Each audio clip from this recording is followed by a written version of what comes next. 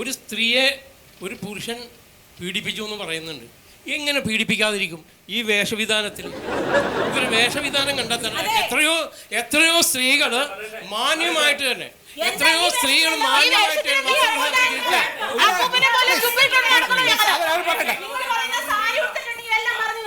എത്രയോ സ്ത്രീകൾ മാന്യമായ വസ്ത്രം ധരിച്ചുകൊണ്ട് റോഡിലൂടെ പീഡിപ്പിക്കുന്നുമില്ല. നിങ്ങൾക്ക് നിങ്ങളുടെ മകളെയോ അമ്മയോ കണ്ട പോലെ ഈ കുട്ടികളെ കാണാൻ കഴിയുന്നില്ല. നിങ്ങൾ അവരെ കാണുന്നത് വേറൊരു കണ്ണുകൊണ്ടാണ്. അതുകൊണ്ടാണ് അവരുടെ വസ്ത്രങ്ങൾ നോക്കുന്നത്. അത് പാടില്ല. അങ്ങനെയുള്ള നിങ്ങളുടെ കഴുകൻ കണ്ണുകളിൽ നിന്ന് രക്ഷപ്പെടാനാണ് ഞങ്ങൾ സ്ത്രീ സമൂഹത്തിന് വേണ്ടി പൊരുതുന്നത്. ഇപ്പൊ ഈ വനിതകൾ പറയുന്നു അവരെ ആ സത്യശീലം പീഡിപ്പിച്ചു എന്ന്. അദ്ദേഹം വണ്ടി ഓടിക്കുമ്പോൾ ഈ വനിതകൾ രണ്ടും പുറകിലിരിക്കുന്നു. ഈ പുറകിലിരിക്കുന്നവരെ അദ്ദേഹത്തിന് കണ്ണുകൊണ്ട് പീഡിപ്പിക്കാൻ കഴിയുമോ?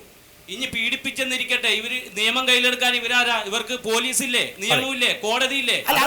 കയ്യേറ്റം ചെയ്യുന്നത് ശരിയാണോ?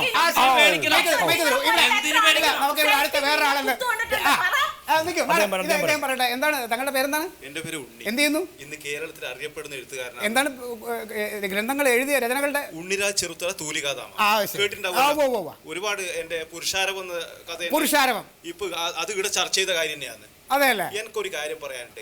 ഞാൻ സ്ത്രീ സ്വാതന്ത്ര്യം അർഹതി എന്ന് പറഞ്ഞാൽ എന്ന് വെച്ചാൽ ഇത് മനുസ്മൃതിയിൽ പറഞ്ഞാൽ കേൾക്കാണ്ട് ഇവർക്ക് വേണ്ടുന്നത്ര സ്വാതന്ത്ര്യം കൊടുത്തു. ഈ രണ്ട് പെണ്ണുങ്ങള് നോക്കിയാൽ അയാളാ ചവിട്ടി കൂട്ടുമ്പം എന്ത് ഉണ്ടാക്കി ആരുടെ പ്രശ്നം ഉണ്ടാക്കി നേരെ മറിച്ചാ സംഭവിച്ചിട്ടുണ്ടെങ്കിൽ ഇയാൾ നീട്ടി ഇരിക്കാൻ പോലും ഉണ്ടാവില്ല, ജയിലിൽ കിടക്കട്ടി. പുരുഷന്മാർക്ക് സ്ത്രീകൾക്ക് സ്വാതന്ത്ര്യം കിട്ടപ്പോ ഇവർക്ക് പേടിയാണ്. വീഡിയോ എടുത്തു, സ്ത്രീകൾ അടിക്കുന്നതും ഇടിക്കുന്നതും എടുത്തു, സ്ത്രീകളെ ആണുങ്ങൾ ഉപദ്രവിക്കുന്നത് എടുത്തിട്ടില്ല. അപ്പൊ സ്ത്രീകളെ ഇദ്ദേഹം ഉപദ്രവിച്ചു എന്നാണോ പറയുന്നത്? തീർച്ചയായിട്ടും. അല്ലെങ്കിൽ ഒരു സ്ത്രീകളും അങ്ങനെ പ്രതികരിക്കില്ല. എന്തായാലും ഇനി നമുക്ക് അടുത്ത കോയ സാഹിബിനോടാണ്. ഏതായാലും കേരളത്തിലെ പുരുഷന്മാരെ സംരക്ഷിക്കുക എന്നുള്ളൊരു ഉന്നമനത്തോടു കൂടി താങ്കൾ തുടങ്ങിയിരിക്കുന്ന ഈ പുരുഷ കമ്മീഷൻ കേരളത്തിലുള്ള എല്ലാ പുരുഷന്മാർക്കും കൈത്താങ്ങാവുമോ എന്നാണ് എനിക്കറിയേണ്ടത്. തീർച്ചയായിട്ടും ഈ ജാതി അക്രമങ്ങൾ സ്ത്രീകൾ പുരുഷന്മാരോട് എടുത്തിട്ടുണ്ടെങ്കിൽ അതിന് മറുപടി പറയാനായിട്ട് ഇവിടുത്തെ സംഘടന, പുരുഷ സംഘടന മുന്നോട്ടുണ്ടാവും എന്നുള്ളതിൽ യാതൊരു സംശയവും വേണ്ട. എനിക്ക് കാണുമ്പോ എനിക്കിത് കേൾക്കുമ്പോ ചിരിയാണ് വരുന്നത്. ഇത് മുഖത്ത് കുറച്ച് രോമം വളച്ചിട്ട് താടിയും വളർത്തിയിട്ട് ആണാന്നും പറഞ്ഞു നടന്നിട്ട് കാര്യമില്ല. ആണായിരിക്കുമ്പോ വെറുതെ സ്ത്രീകളെ പേടിക്കേണ്ട യാതൊരു ആവശ്യമൊന്നുമില്ല.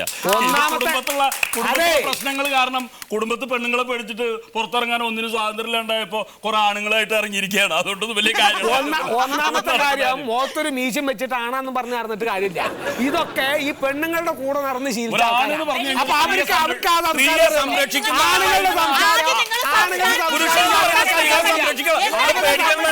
സ്ത്രീകളുടെ ഇടയിൽ നിന്ന് ഇയാൾക്ക് സ്വാതന്ത്ര്യം വേണം പറഞ്ഞ സംഘടന